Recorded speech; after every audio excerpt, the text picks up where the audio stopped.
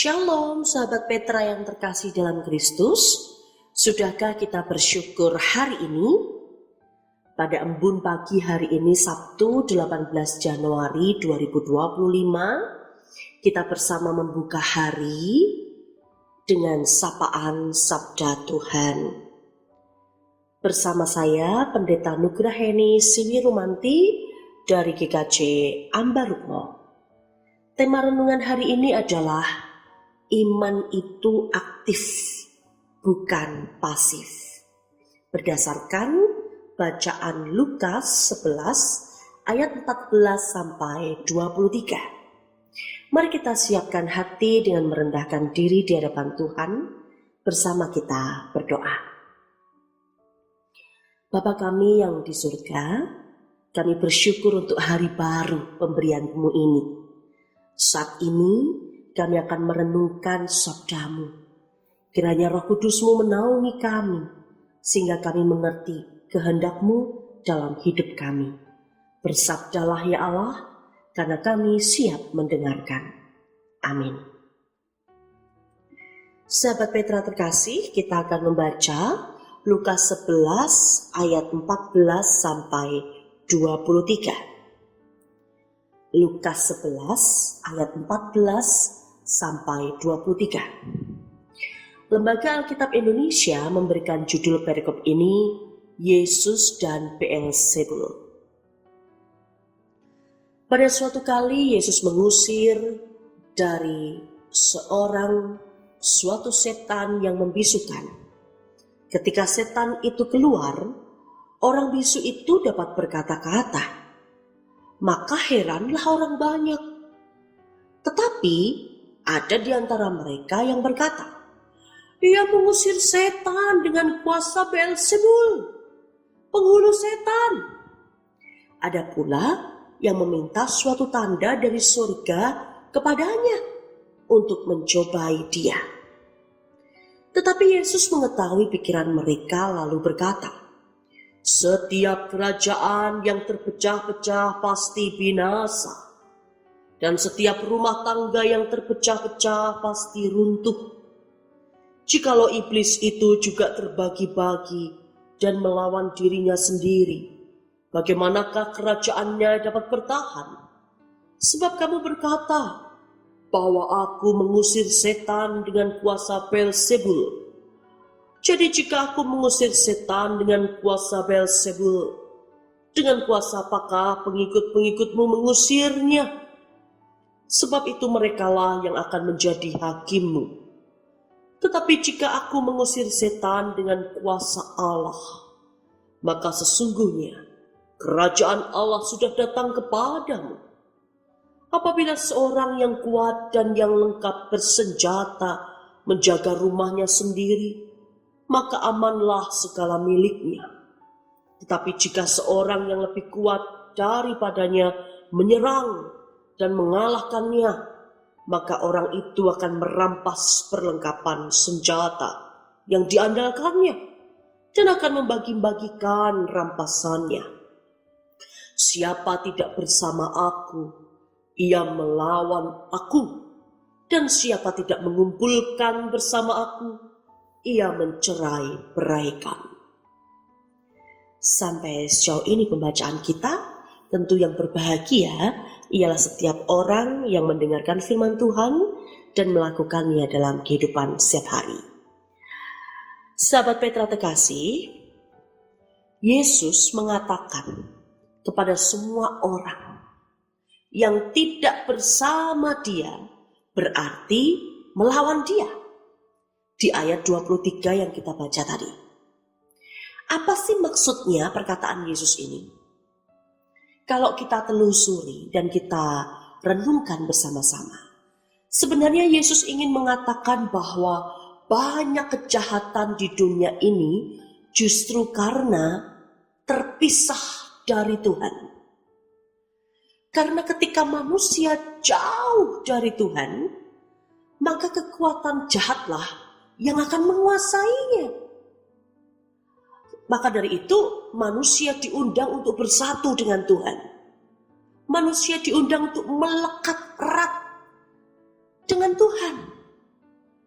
Kekuatan hanya akan diperoleh jika manusia membuka hati bagi rahmat Allah. Ada banyak tawaran dalam kehidupan kita saat ini. Perhatikan yang kita lakukan setiap hari. Bukankah kita lebih sering melakukan hal-hal yang menyenangkan diri kita sendiri dan berusaha memperolehnya dengan cara-cara yang kurang baik? Yang penting aku bisa senang. Yang penting aku bahagia. Apapun kulakukan demi keuntungan dan kepentingan diriku sendiri. Padahal sebagai murid Yesus, hendaknya kita berusaha untuk senantiasa bersama Yesus, yaitu bersatu dan melakukan kehendak-Nya. Bukan sebaliknya, berlaku sesuka hati dan tidak mewujudkan nilai-nilai Kristiani. Atau orang Jawa sering bilang, sakarepe udele dewe. Injil hari ini mengisahkan bagaimana orang-orang tidak beriman menolak ajaran Yesus Kristus. Orang tidak beriman ini berpandangan bahwa apapun yang dilakukannya semua buruk. Apapun yang dilakukan oleh Yesus itu pasti adalah karya setan, yaitu Beelzebul, penghulu setan. Sebenarnya mereka itu iri dan tidak senang kalau Yesus terlihat hebat dan berkuasa. Mereka menyebarkan gosip kalau Yesus itu mengusir setan dengan kuasa Beelzebul. Sebenarnya merekalah yang hatinya dipenuhi iri dan dengki. Meskipun demikian, Yesus tidak marah. Yesus tidak menyerang. Yesus tidak membenci orang-orang yang menolak ajarannya. Justru, Yesus dengan lembut menyapa dan berdialog dengan mereka. Dan inilah suatu bukti nyata bahwa Tuhan Yesus memberikan pilihan bebas pada setiap orang.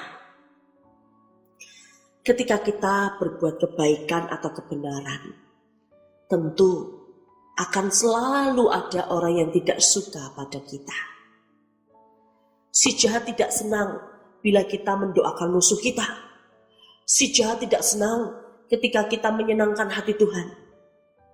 Tetapi ingatlah, tetap berbuat baik. Mengapa? Karena sama seperti Yesus, ia bertindak bukan untuk mendapatkan simpati banyak orang. Tetapi Yesus melakukannya karena dia begitu mencintai setiap orang.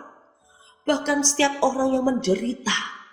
Dan demi menyelamatkan keselamatan semua orang. Menyelamatkan jiwa-jiwa semua orang.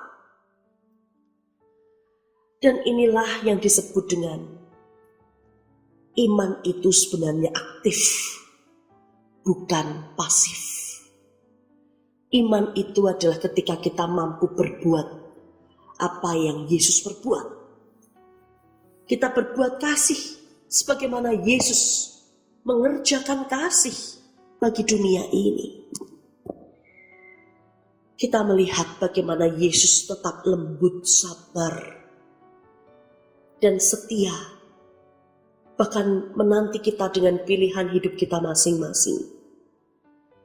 Maka mari kita memperteguh iman kita dengan terus aktif. Bukan aktif untuk menghina orang, bukan aktif untuk iri hati, tetapi aktif sebagaimana Yesus aktif menolong banyak orang. Dia sabar.